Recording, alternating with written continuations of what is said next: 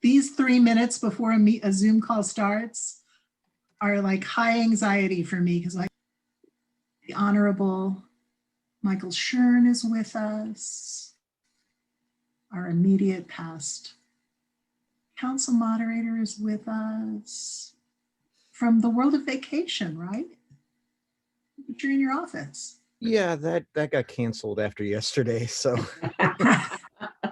Everybody's Shocking. Ken Locke, good to see you. It's 11 o'clock in Central Time and noon where lots and lots of you are. Welcome back. Happy Weird New Year. Season of Epiphany to you. Undoubtedly, folks will be joining this call as we journey on. Super totally home by another way, right? So glad to see you. I really hope you're well. We've got 15 folks on the call right now, and I expect more to arrive. Today we're recording, and in fact, all month long, we're gonna record our Thursday Lunch and Learn calls because our guest stars are such stars. And if we hadn't had the events of yesterday, I'd say that churches and COVID continue to be the big topic and the important topic and the one in the forefront of most pastoral leaders' minds. We are so fortunate. I think I've said in Lisa Allgood's presence that I'm fairly convinced that she's a 21st century Esther, that her arrival in the Presbytery of Cincinnati as their transitional executive presbyter was especially timely, not because of her formidable theological gifts and her love of the church, but because by trade, once upon a time in a previous life, she's an epidemiologist with particular in infectious disease. Lisa's a ruling elder and a great colleague, and we're so thankful that she had time to be with us. She's got an amazing road show that COVID has created and that Zoom calls have facilitated, and we're so glad to be on your resume now, Lisa. There you go. Another presbytery that gets to hear from a scientist who's also a church leader. And so we're glad to have you with us. And what we typically do in this forum is have our presenter do the presenting, and you just take the lead. If you want to be interrupted with questions, that's your call. If you want people to hold their questions till the end, we typically leave time at the end, and okay. You have the time, and if you don't, it's perfectly fine. But if you have the time, what we typically do right at 12 o'clock, we finish up and honor this formal time of presentation and reflection together, but we leave time for what we call mingling in the narthex, for people who want to have a smaller conversation, perhaps, if you're willing to stay for their own personal special question about COVID. Well, I appreciate that. I actually do have another call right after yours, but you know how to get a hold of me, Jen. So, I'm happy to answer questions by phone or by email. And I see a gentleman who used to work for the Cincinnati Presbytery. Hi, Ken. So that's right. That's a familiar face. Everybody, and especially Lisa. Take it away and know that you're being recorded. So we're starting a new thing where we're going to have a YouTube link to presentations. So, don't talk about your Aunt Myrtle if you're raising without her permission, and we'll get started. Thanks. Very good. Jennifer, thank you. Thank you for having me, and happy 2021, everyone. It feels very good to say 2020 was last year. My guess is at this point, almost a year into this COVID journey, that you've heard probably more data than you need. And so I may skip over some of the basic pieces, but I want to get to sort of where we are now. You all know this is a coronavirus. You know why. It's got those spikes around the globule. It's a messenger RNA virus. That's its genetic code. We've had many coronaviruses before. 4 species just caused the common cold. 2 others have caused pandemics in the past. SARS back in 2004 and MERS that came out of the Middle East in 2012. They were not nearly as infectious as this coronavirus, but far more fatal. And so this coronavirus is, from a fatality standpoint, is actually fairly wimpy. This coronavirus is insidious for other reasons, and we'll go into that a little bit. But this virus is 3 times more infectious than anything else from a respiratory standpoint.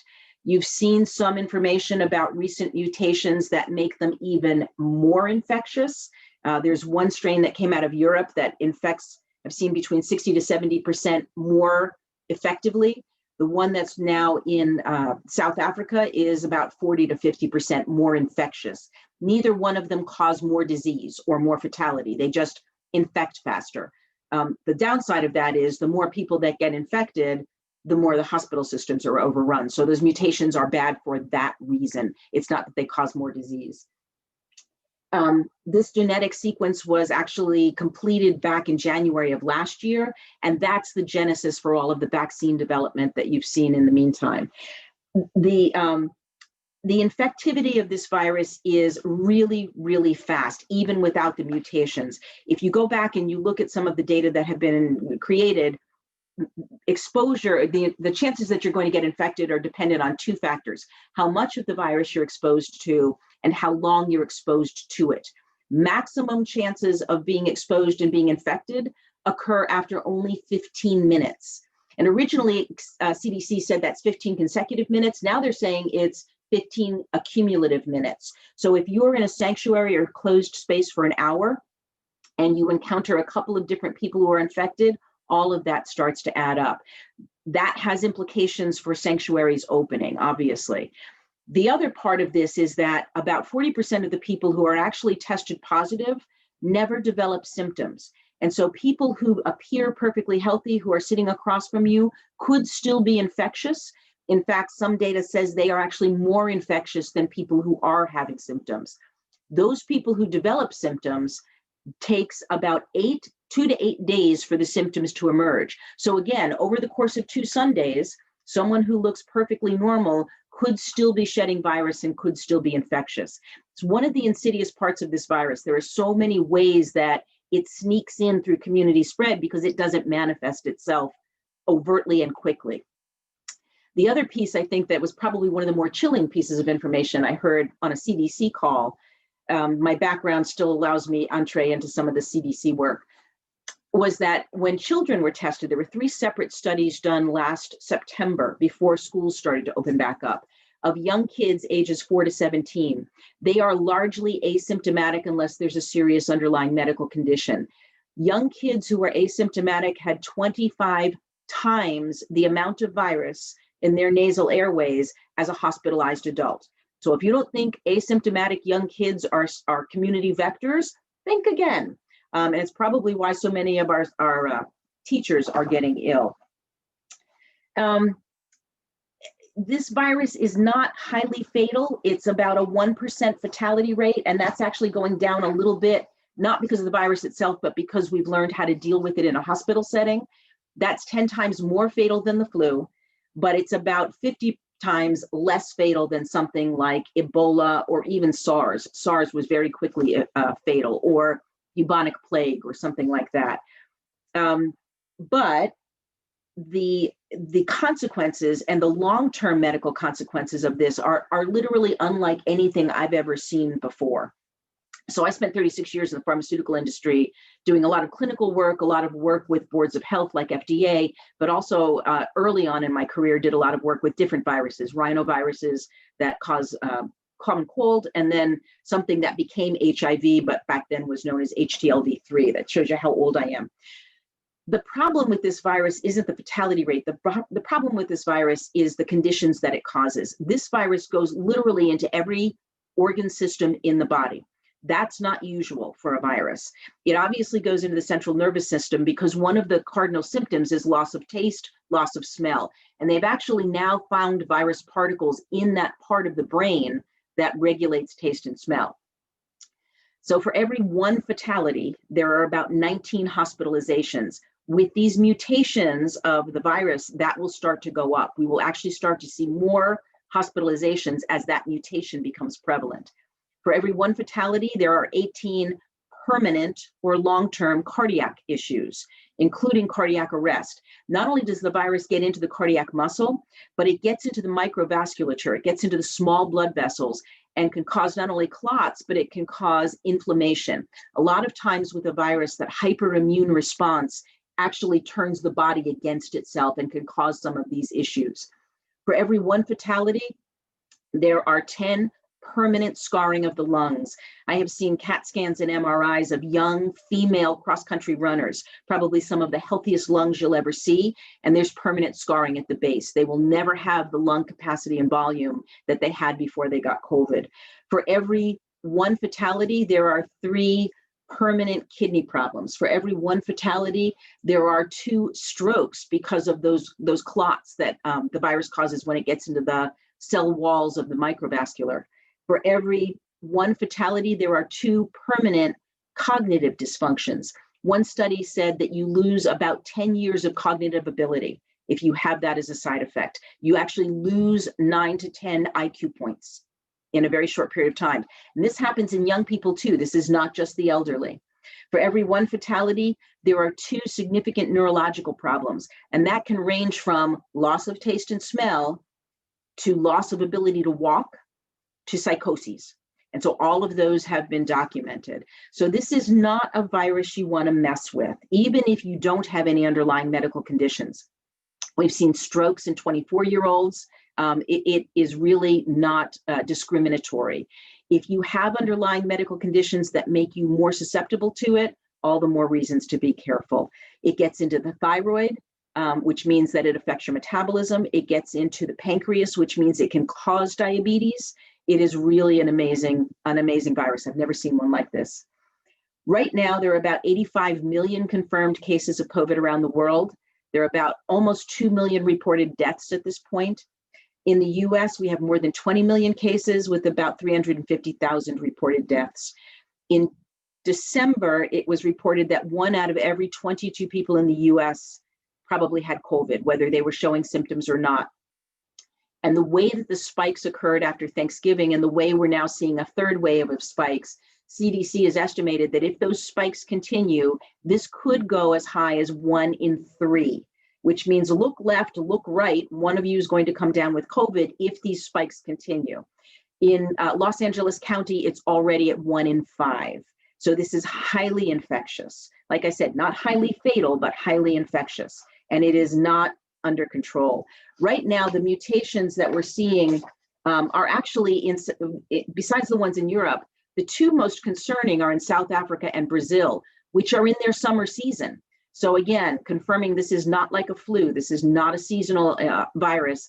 And in fact, the World Health Organization now has said this virus is endemic. This virus will be with us forever. We don't see this going away. And the mutations are going to continue. That's what viruses do.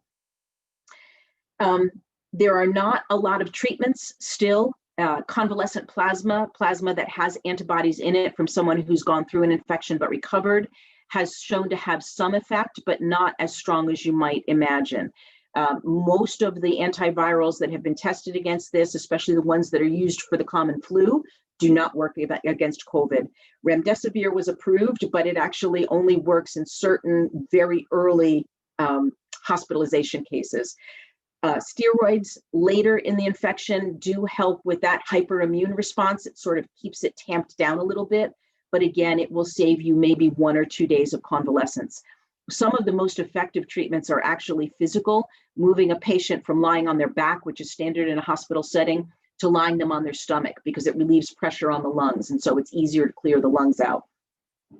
The native immunity that your body produces to this virus is not very strong, and it's very short-lived. Most people who have had COVID only show antibodies 4 months later. It's about 12%. So most people have cleared their antibodies 3 to 12 weeks after they get COVID. There are two types of immune responses in the body. There's the antibody production. There's also a cellular response. It's called the T cell system. And that actually has proven to be a little bit more long lasting and a little stronger. So native immunity might be stronger than the antibodies show. However, testing for T cell immunity is very expensive and very difficult. And so the only measure that we're able to do on a quick basis is really antibody production. I did see a question in the chat, and I'm happy to answer questions as we go. The vaccine, no, the vaccine will not have the same side effects, and I can go into that later. Everything I've seen from the side effects on vaccinations means you'll get a mild flu-like reaction for a day or two. A lot of people get a slight headache, they get a couple of chills, they get a little tired, and in 2 days it's gone. There are some serious side effects that have emerged, but they're very, very rare. Those people who have had severe allergic reactions to certain things, and it's not completely understood yet, can have a severe allergic reaction, almost an anaphylactic reaction to the vaccine. So if you have a history of severe allergic reactions, you should definitely get vaccinated in a hospital or a doctor's setting. So it happens pretty quickly. But for the most part, the vaccines are very safe, very benign. And they do, at least the two that are approved for emergency use now in the US, both of those are mRNA versus types of viruses, or vaccines rather. So they actually take snippets of the genetic material from the virus. They manufacture it in a way that the vaccine will then create a snippet of that protein spike. And so once that's injected, the body begins to recognize that protein spike. And if the virus comes in, once you're immune, then you will mount a response against it. So the vaccine is actually very, very well crafted at this point. So if you want to talk about the vaccines a little bit, get them. Do not hesitate, get the vaccines. Right now, there are two approved in the US. Both of those are based on that mRNA platform, the messenger RNA platform. It's Pfizer and Moderna. They are equal. There's no reason to eschew one and go get the other. They're about the same. What's critical is that, and this is somewhat controversial right now because we've not done a good job of rolling this out. Both of those vaccines require a booster dose. Pfizer is, I think, 3 weeks after, Moderna's is 4 weeks after. There have been a lot of people playing around saying, hey, let's vaccinate more people and delay that second dose. That's a really bad idea. Nobody's ever tested that. The first dose has been shown to produce about 50% immunity. That means it produces a low level of immunity in about 50% of the population. It's that second dose that takes it up to 90-95%. And when you're talking about the immunity that a vaccine produces, you're talking about it on an epidemiological basis. You're not talking about it giving you 50% immunity. You get full immunity if you get that immunity, but it means 5 to 10% of the population will not actually develop immunity from the vaccine. It just won't work in them. The other thing that we're finding is it takes probably 2-ish weeks for your body to actually create that immune response after you've gotten the vaccine. So you are not immune as soon as you get the shot. That means that you can still catch COVID in that meantime until the immune response actually kicks in. And we've now gotten some evidence that that's happened, where people feel like they've got Superman's cape on all of a sudden, and they get the shot and they go out without their mask and they go into a crowd, and lo and behold, they get COVID.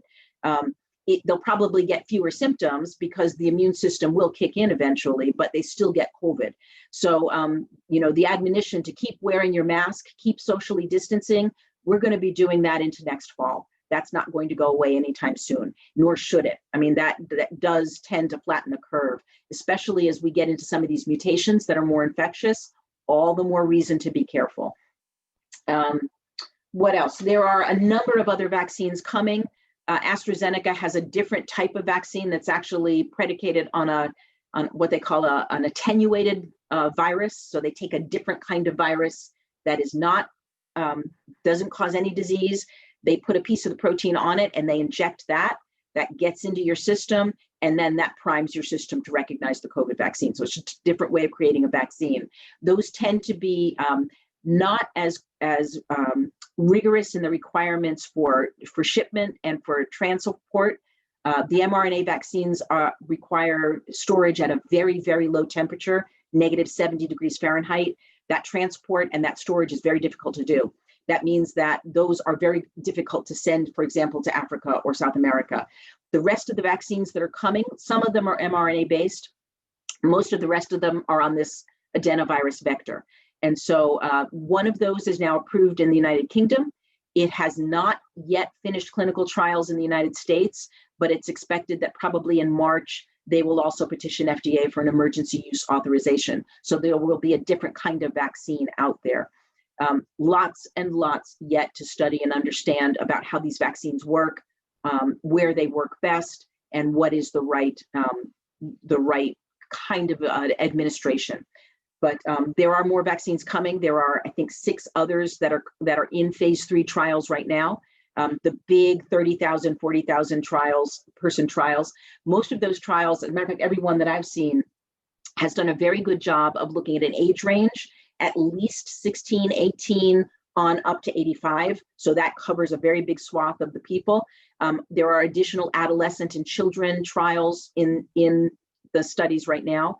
They've also done a very good job of making these populations that they're testing diverse. So each one of these trials has about a 40% non-white component to it, so that they're really looking across racial demographics as well. So the trials have been really, really well done. What else? What are your questions? I really went through that fast, but that's sort of the biggest update. Get your flu shots if you haven't gotten your flu shot too. My question about the vaccine had to do with, you were talking about how the virus itself gets into every kind of cell. So the gallbladder and the whatever and the whatever and the whatever. So my question was, with the vaccine, will the vaccine prevent the virus from getting into those cells? So the vaccine will prevent the virus from creating disease is at its best. So the virus won't be replicated in the body. So the virus is inhaled, right? It's an aerosolized virus. And as soon as it gets into your nasal passages, then that virus goes everywhere and replicates. If you've got immunity to it, the virus won't get past that barrier. So it won't go anywhere. It won't replicate in the body. Okay. Does that answer your question? Yeah, it just won't go into any of those cells that right. Was so, I mean, I'd never heard that before. That's really fascinating. Thank you. The vaccine, you can think of the vaccine as a primer.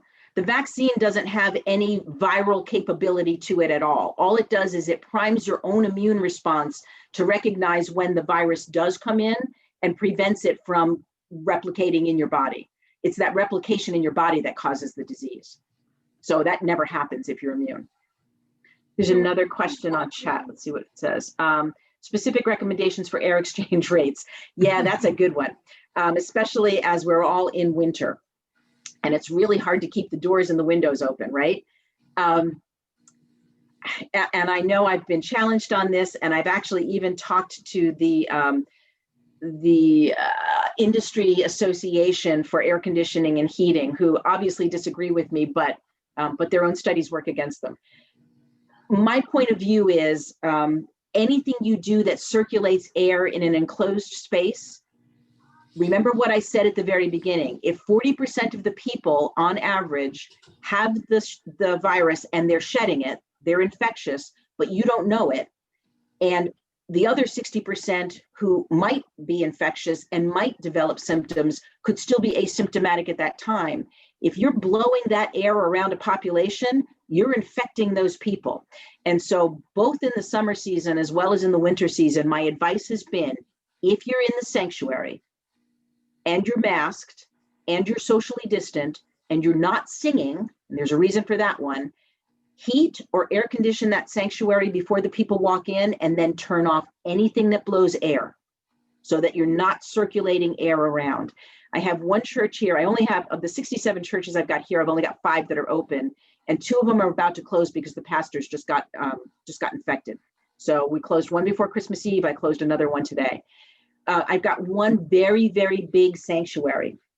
It's my big downtown church, and they keep 2 doors open, and people keep their coats on. I mean, because at least that's got fresh air blowing in the back, and it's pulling air one way instead of circulating it around. It's not ideal, but fresh ventilation is better than just recircled air.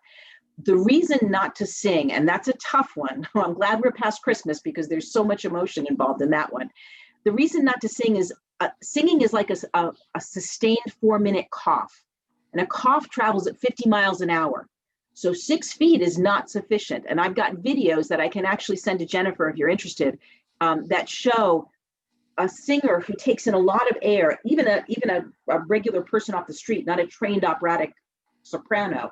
You take in more air in your lungs and you expel it when you sing, it goes 24 feet. And so if you're infected and you're not masked and you're singing, you're really spreading that baby.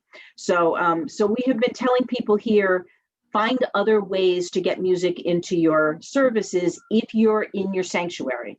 I've seen people do it, and it's actually quite beautiful.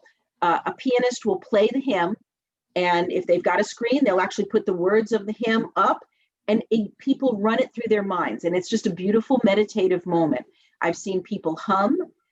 When we had outside worship, and we had a lot of our churches do outside worship over the summer, people would sit distanced within their family groups, and when they sang, they would turn outside of a circle. So they would actually be singing away from the circle, which I said, what a beautiful way to witness to your neighbors. What a great thing to do. So there's lots of ways to do it. Some churches are singing maybe 1 or 2 verses instead of all 1,800. So they keep it a little bit less singing.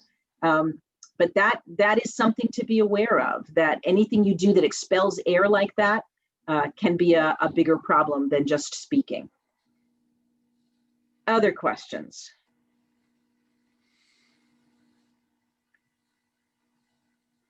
No, you're all being way too nice.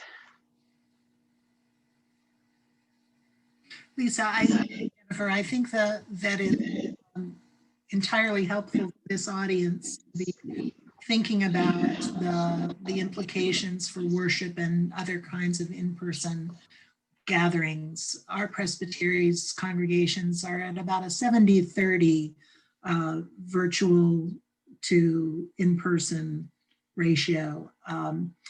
And one of the things that I'm hearing and seeing and witnessing is how very, very burdensome it is for sessions and their moderators to be constantly reevaluating, Yes. meetings every 2 to 3 weeks to see where the counts are, the positivity counts, and whether we could, whether it's safe to put our toe back in the water.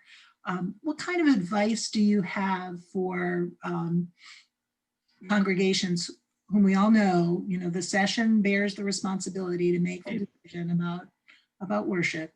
I'm hearing you talk about some, important information as those decisions get made. Would you be willing to talk a little bit more about best practices if people choose to return to worship in person? Yeah, it is a tough calculated one. Risk. Yeah, I mean, I think the first thing that needs to be said is there's no way to ever make this risk-free. It's a matter of how much you can mitigate the risk. And I think that's the burden of the decision for session.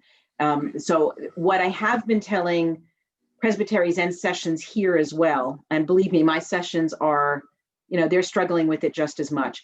It is the session's responsibility to determine building utilization. You can't put that on the pastor first and foremost.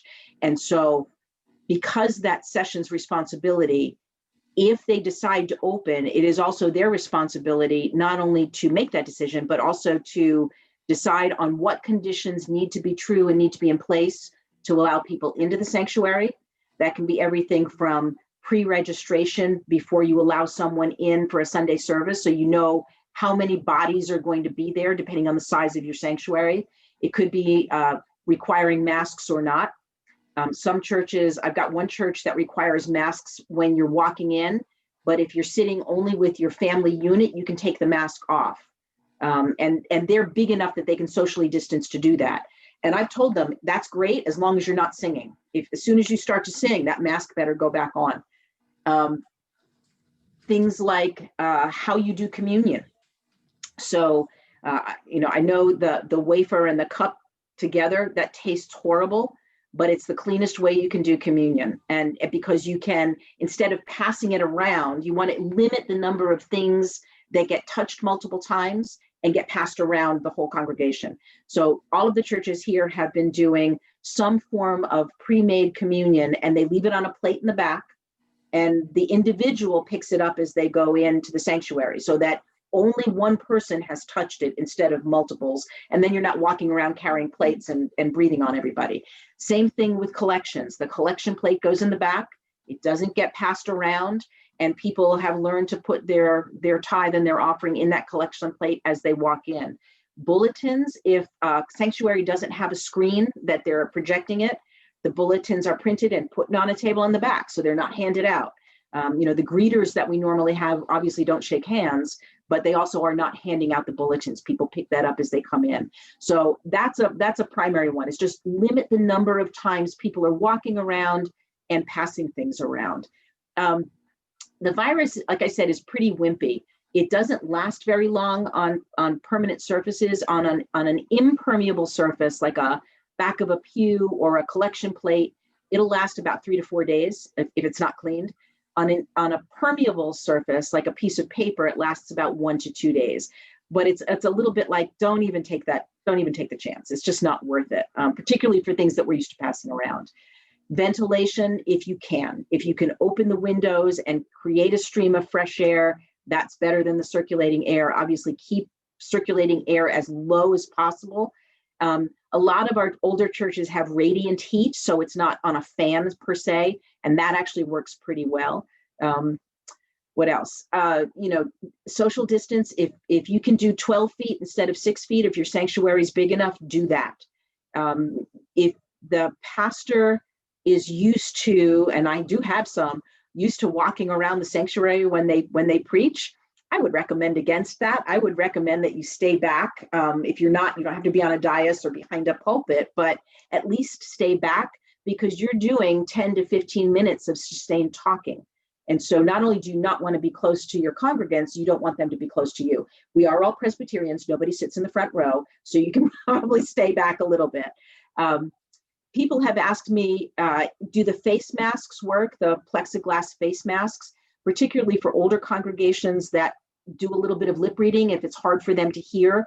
That's a great thing for the pastor to wear during the preaching, but it does not take the place of a mask, because you can still get air underneath it. So you're still breathing in that air. If you look at a medical staff, medical personnel, they'll wear both. The plexiglass will protect you from droplets, which actually isn't as much of a problem in the winter because the air is drier. So the droplets don't get as big. But you should always wear a mask as much as you possibly can. Preaching with a mask can be done. I have some who do it or have done it. But if you've got people who really like to see you speak, then there are other ways to mitigate that. I also have had some of my churches put up plexiglass around the pulpit, so that at least for that announcements and anything that's done from the pulpit, there's a little bit of protection there. Again, it doesn't take the place of a mask, but it's just a little bit of protection. What else? If you've got groups that are meeting in your building, Alcoholics Anonymous, Boy Scouts, anything like that, that also is the purview of session. And the one thing I forgot to say was, because it's session's decision as to what needs to be true and whether or not the building is open, it is also up to session to police that on a Sunday morning. Again, you can't make the pastor do that. So if you're requiring masks and somebody walks in without a mask, your session has to understand they either have to hand them a mask and say this is required, or they have to turn them away. That's really hard to do. It is really hard to do. But that is part of the responsibility of session in this season. In the same way you wouldn't, let a clearly psychotic person off the street in the sanctuary for the protection of your congregation. This is a little bit the same thing. That's a session responsibility. So if you've got groups meeting in your church, the recommendations we've been giving is try to limit them to a single room and then have someone clean in between. So one group on a Tuesday night, the next group on a Wednesday night, but in the same room. So you're limiting the number of places people can go in the building. The biggest one, of course, is restrooms. And I've actually had churches mark off on a hallway with X's every 6 feet, just like they do at a supermarket, and one person in at a time. They've got alcohol wipes in there. And so the person who's in there wipes down anything they've touched. And when they leave, then the next person can go in. Better yet, to keep them closed if you can. Just one less thing to clean, that kind of thing. I think most of the churches have been pretty successful in limiting all of that. Churches that had been open, that had groups meeting, were very, very rigorous about what was required. So the same requirements that were put in place by session for in-person meeting were also put in place for those groups. If masks were required at Sunday, masks are required for everything. And that's the kind of thing that has to happen. I think the other thing we've done, and I know Jennifer's heard me talk about this, there are a number of websites out there that give a lot of different data. CDC has a website that you can go to that will give you county by county current data. COVID Act Now is another very good website that can give you county by county data. Our governor here in Ohio gave us a gift because he gave us an Ohio dashboard, and that Ohio dashboard is on 7 different parameters that are objective, scientific, and medical, and we don't have to mix up emotion. And we're color coded here in Ohio. COVID Act Now does the same thing. What we've told people is pick one website and stick to it. And don't use Facebook. That's not a credible place for information. So CDC is a good one. COVID Act Now is a good one. I've looked up your area. You've actually gotten a little bit better than you were the last time we talked, Jennifer. So you're not quite as bad. The thing to keep in mind, though, is with those websites, the infectivity rate, the positivity rate, that's one facet of this infection. The other thing, though, that drives the determination as to what color your county is how many hospital beds are available. And so if you're in an urban city like Cincinnati, we've got a ton of hospital beds here. It's actually going to get really hard for us to get to the highest level, despite how big our positivity rate is, because we've got so many beds. If you're in a rural area and you've only got 2 ICU beds, you're going to get to that top level really fast. And so you really have to look at what's behind the numbers, but pick one of those websites and use only that one, because they report different things at different times and you're never going to get them to line up. COVID Act Now is actually one of my favorites to go to. It's very, very easy and you can go from county to county. And so what our churches here have done have been created a decision tree on the basis of the colors that are relevant for their state, because I actually cover 3 states.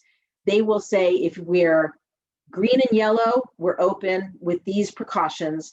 If we're orange, we're open at a much lower level with these precautions. And if we're red, we're closed. And I can send some examples of things like that you guys can adapt as well, because it takes into account all of those other things that we talked about. Who has access to the building, where they can go. Are you open? Are you open for virtual? Are you open for in-person? All of that. So there are some examples that I can send as well.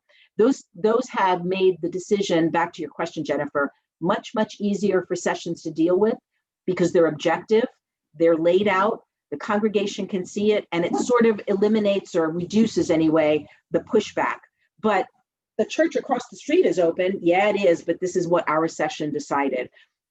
And a lot of the times what we've gotten is, well, that church over there is open. Yeah, well, that church has this context, this size sanctuary, and this size congregation. And you've got this size sanctuary and this size congregation. It's a really different, it's got to be church by church. So you can't compare. Does that sort of get at your question a little bit? Yes, it does. Thank you so Good. much. We have, Oh, you're welcome. We'll be grateful to receive anything you want to send, and for the rest of you on the call, we'll put it on our COVID-19 spot on our website. If you haven't been there, a lot of what Lisa has covered is there in various forms, because we recognize that different formats of this information will appeal to different sessions, and your contexts vary. I also think it's very helpful to hear the anecdotal things that Lisa has shared, and the kind of bottom line from a church professional / scientist who says, don't forget the alcohol wipes. Yeah, right. Don't forget the alcohol wipes. Any other? It can be done. I think, again, depending on your context, depending on the size of your congregation, the size of your sanctuary, it can be done. But as my congregations that have been open, and like I said, I think I've only had, since October, there's really only been 7 or so of the 67. Everybody else is closed, and most of them are virtual, not all of them. But we just closed 2 because of COVID. And so even when you think you've got it right, and even when you think you're doing everything you can, none of us are in a full bubble. And I think one of the neatest, and Jennifer, I'll send this one to you as well. There was a cartoon that came out that says, here's the bubble you think you're in, and here's the bubble that you're really in. And that actually came alive in one of those CDC calls when one of the doctors said, if Lisa's been exposed to 10 people today, and everybody on this call's been exposed to 10 people, and there are 13 of us, 14 of us, that means each one of us has been exposed to 140 people. That's a much big bubble than we think we have. And that's really something to put in context for your congregation as well. I had one back early, April of last year. I have one little tiny congregation out in Indiana. And they're mostly older people, and they are literally in the middle of a cornfield and with nothing around them. So their point of view is, first of all, we're a family, we miss each other, we're isolated. I'm like, do you go get gas in the course of a week? Well, yes. Well, then you're not isolated. Do you go to the supermarket? Yes, then you're not isolated. It's not just you in the cornfield, it's everybody you touch before you get to the cornfield. So they ended up having outside worship for a while, and then they closed down. So Hard relationship that they're missing. yeah, it is. And I think that's one of the hardest things for people. I've seen sessions struggle with it, and behaviors come out that probably were there before because they're feeling so out of control and so distant from what they knew and cherished, to the point now where I've done a couple of sermons over the last couple of months that all say, we don't want to go back to normal. I mean, normal, the way you're thinking about it, is nostalgia. And normal wasn't working for us, frankly. Normal wasn't working for us when we were normal. It was closing our churches. It was closing our minds. It was stunting our witness. What are we going to be next? What have we learned from this? And what is God dreaming for us from this point forward? And so don't try to go back to normal. Try to figure out what's core that you take with you into this next new journey. And some have wrapped their minds around that, and some have not gotten there yet. Always reforming. Yes, exactly right. Exactly Let's right. see if there are any other closing comments, closing questions. This is such a great opportunity. Andy has a comment in the chat. What do you anticipate if, say, 50%, as say 50% of people have COVID or the vaccine? Yeah, so it's a really good question, because those that have COVID, like I said, probably will not have long-lasting immunity.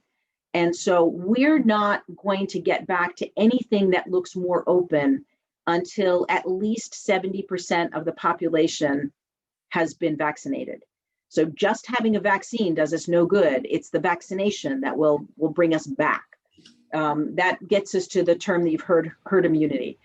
If the mRNA vaccines keep at a 90 to 95% effective rate, and 70% of the population gets vaccinated, that means at least about 65% of the population will be immune. That's a good thing. Of course, we have to have the whole globe immune before we can start international travel again.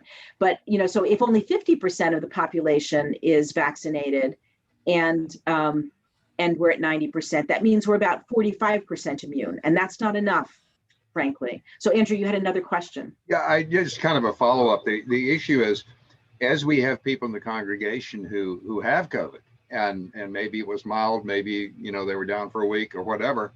Now they've come back, they've had it. And so why don't we get back, for those who have graduated, so to speak, back to normal? Graduated because they are no longer immune. So that's the first answer. And there are documented cases of reinfection. Because that native immune response is so weak and so short-lived, and because we now have mutations in the virus, you can get this a second time. And that means that you still don't know if you're infectious at any given time. So until you get a vaccine where you can actually on a population basis, and this is where the vaccination part of it gets a little wonky. It's an epidemiologic, it's a population measure that you're looking at. When you've got the majority of the people around you who have some form of longer lasting immunity because of the vaccine, and the vaccine has been shown to have longer lasting immunity than the native response. The other piece to remember, and remember I said the World Health Organization has now declared this to be an endemic virus. It's not going away. That means this is likely to be an annual shot, just like the flu. And it's likely to be an annual shot that requires a booster. Most of the vaccines that we've all received as children, mumps, measles, rubella, diphtheria, all of that, that's a one and done. This is not. This is not going to be that. The flu vaccine we get every year because the variant on the flu migrates. But, and this one may as well, but my guess is the immune response itself will dictate this becomes an annual vaccine. Does that answer your question, Andrew? It does, and I'm thinking there's an education component here, because I think a lot of people assume that if they have recovered, then that they have immunity. But what I'm hearing is, if 2/3 of your population has it and recovers, if none of them have had vaccine, you're right back where you started. That's exactly right. It is exactly right. Ken, you had a question. Yes, ma'am. Thank you. I understand about, if you've had it, then your immune response it's less than if you're vaccinated.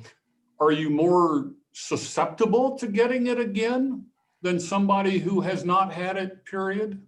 Yeah, it's a good question. I think the answer is no.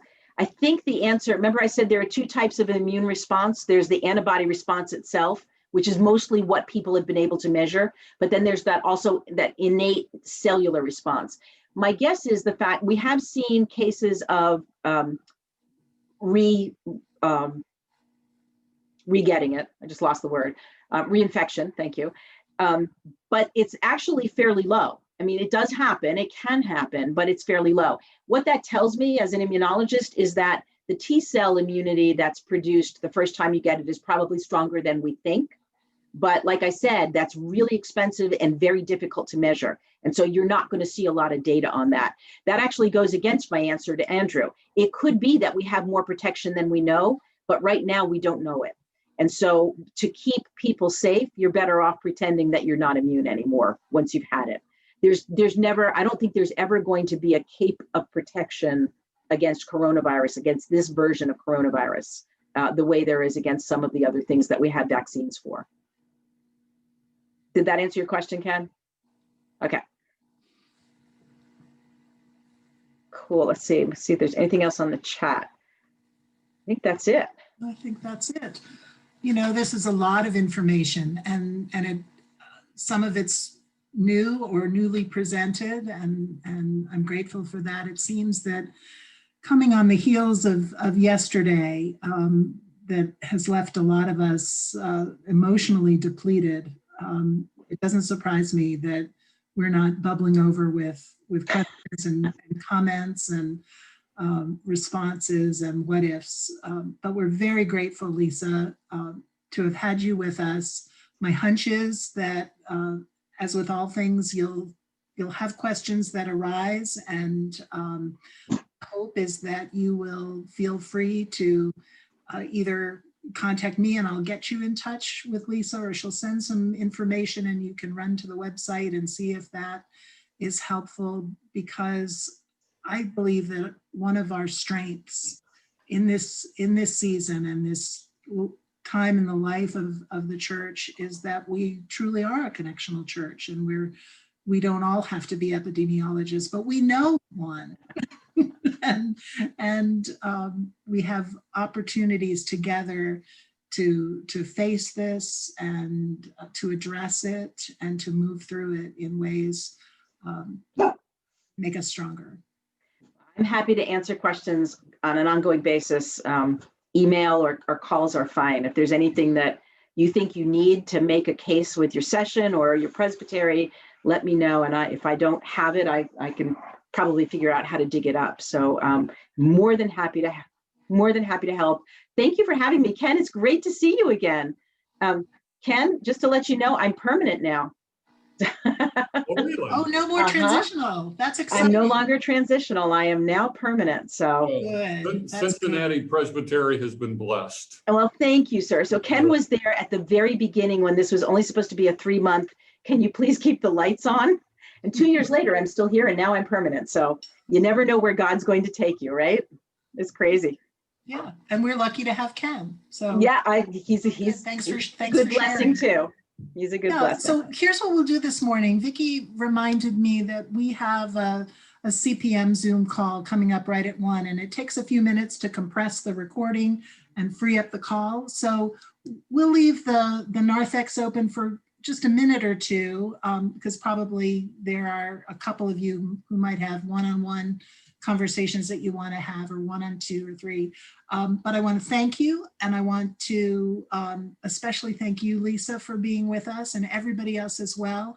The rest of the month has some great programs on Thursdays. The next 2 are very mission focused. The 4th one is about personal resilience and sustaining your own faith and journey in these hard times. And we have great folks all 3 weeks. So I hope you'll make time to be with us and be like Ken Locke and bring your lunch and eat your lunch on camera. Nobody cares. We're fine. It's all good. We've seen you. It's fine. In the meantime, God bless you and keep you and make God's face shine upon you and give you peace. Blessings to all of you. Thank you. Thanks And again. stay well. You too. See you soon. Bye-bye. Bye. Lisa, she left already.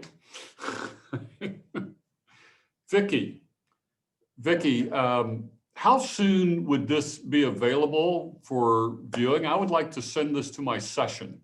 Can you edit out every time they talk about me, which is No. embarrassing? But I really think my session would enjoy seeing this. How will we get access to it?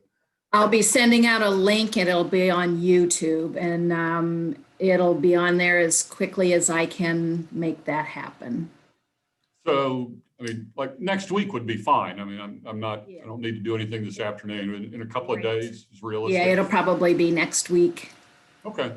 All Right. right. Thank you. Thank you You're very much, ma'am. Appreciate You're that. welcome. Good to see you all. Take good care.